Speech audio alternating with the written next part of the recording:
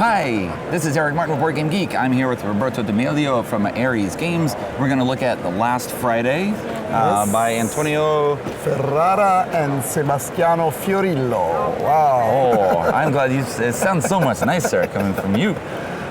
We talked about this a little at Gamma Trade Show, but you now have the final version. Yes, the real thing is here. And I was pretty excited here. Yes, and it looks, I mean, there's more things to look at and talk about. Yes. So I was hoping you can give a little overview of the game. Okay, so we already get what the setting is from the cover. Yes, the setting is pretty easy to catch. So we are in a Camp Apache, and we have these 5 young guys who just came to the camp to work as counselors, but when they arrive, they soon find out that things are not what they expect they are. The people, the owner of the camp, which were supposed to be waiting for them, aren't there anymore, and they heard the whispers getting through town of some maniac who was supposed to be dead so many years ago, and his body drowned in the lake. But there's rumors that he's been seen walking again in the woods around the camp. So here we are, they got to the camp. There are things scattered around, and they are soon going to find out that the owners of the camp are dead bodies by now. And there's one maniac which is going around chasing after them and wants to see them all dead. Okay. So I think we have got the maniac figure in the box, by the way. Oh, secret figure here. It's not a big deal because most of the time you won't see the maniac figures on the board anyway, because the key of the game is that, as you can figure out from the game board, this is in the Scotland Yard family of games. So we have got a hidden movement system, which is based on this grid of numbered dots. And the maniac most of the time will just write down his moves using the maniac screen. This is a pretty clever way of not needing a notepad, because by overlaying a sheet of paper with the die-cut screen, you can just write down the moves. So you can just use any sheet of paper instead of a notepad, as in many games of this kind. And the maniac screen, as we're looking at it, shows several different references. First of all, the board, because it's important so the maniac can plot his moves without looking at the board and giving out clues to the players, and he can also peek through the screen like this. And we have to do they run the overhead camera there. Yes. Like this. Okay. And so there are other reminders of how the bungalows work, the chase between maniac and the campers work. But say we will not need to look at them now. Okay, so this is the maniac screen, so where he plots his moves. So in the beginning, the campers are all around the lake. You will, as you notice, there are several characters for each of the 5 color of campers. As you may guess, is because the mortality rate in the game is pretty high. And so when one of your character dies, you're not permanently out of the game, but another character of the same color will be back in the next chapter. So we can have a lot of character elimination without having player elimination, which is not that nice. But we want the character elimination in a game like this one. In the first chapter, every player will pick one of the characters. So you can play 2 to 6 players with the maximum amount of campers. Each camper has a special ability and will start with a special token. These tokens are one of the specific features of the game. They are various ways that the campers have to get some help against the maniac. So for example, with a lantern, they can light the area around a certain spot. So if the maniac crosses through it, it's all dark and gloomy, you know. Right. So there's a lot of light around, but the lantern will help you see in an area around it. The beer trap that will be useful to hinder the movement of the maniac, even if for a little while, you know, it's not going to stop him forever. Faster. Yes, the sneakers to move faster, acute hearing to hear if the maniac is around, and the shovel. This comes in handy because when you find a dead body, people are a little bit scared of having dead body lying around, and so they stop the movement of the campers. And if you've got too many dead bodies at the end of the chapter, that will increase the terror level and will give an advantage to the maniac, which will also get a chance to get some of his bonus tokens that allow him to do more nasty things. Okay. So with a shovel you can get dead bodies buried so that they are not lying around anymore. Okay. Okay, so every camper will have one of these tokens at the start of the game. We'll have a little skill allowing, for example, an extra movement or giving some other bonus. But you will have more clue tokens appearing on the board as the game goes by, so that you can try to gather them as well as try to flee to safety.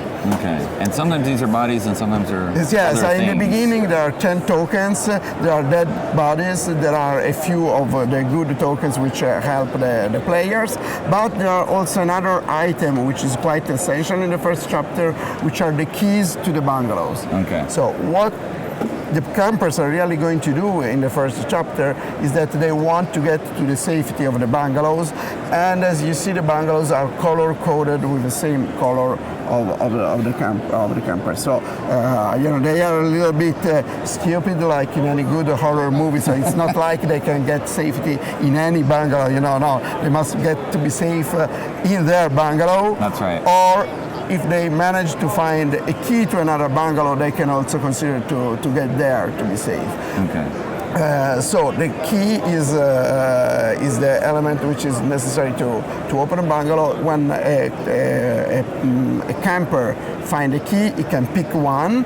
And so you may be a little bit selfish, you know, because if you find the key to your own color of bungalow, then you can keep anyone else from you getting in there. Yes, but you are the only one who get there, so one bungalow will make only one camper safe.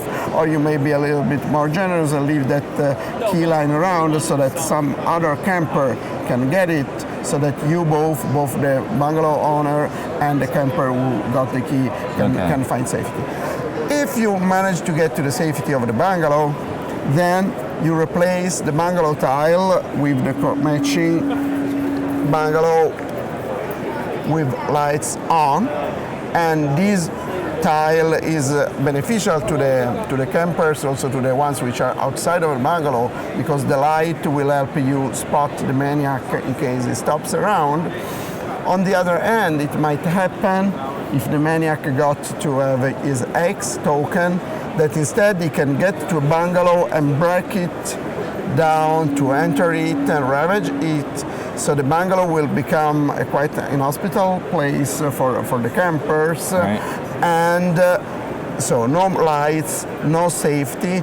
And in case in the next chapter the maniac will have his X token back again, so if you get to break into another bungalow in the same way, there will be a secret passage opening from one bungalow to another, which the maniac can use to almost magically appear on the other side of the camp. All right. Okay, so while the players go around, they move on the spots on the board which are not numbered. So normally moving every turn, they move by 2 spots like this. At the same time, and so looking for the clues and trying to find the keys and trying to find safety. In the meantime, the maniac is plotting his moves.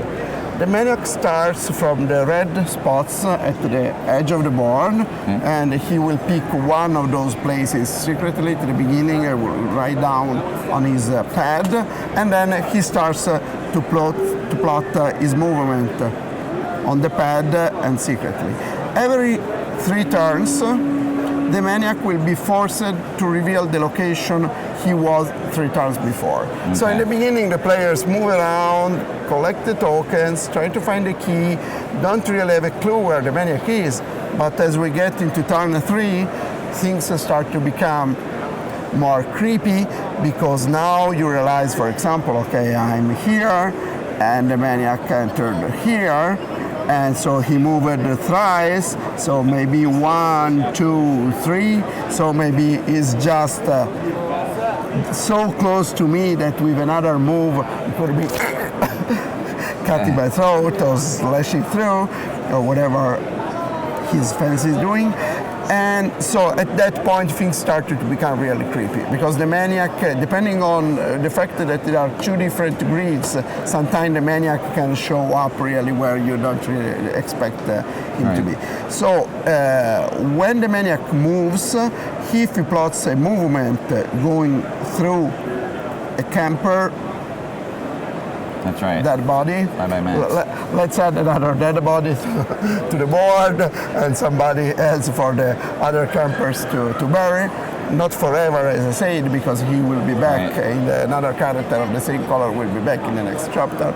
Also, if the maniac is in ambush in a certain spot and the camper moves through that spot, the maniac may say, okay, you just moved through me, you are dead. Again. And in that case, of course, in both cases, in fact, you also have a clue where the maniac is, so that the other characters can start to be properly frightened again. Another thing to mention in terms of movement is the lake.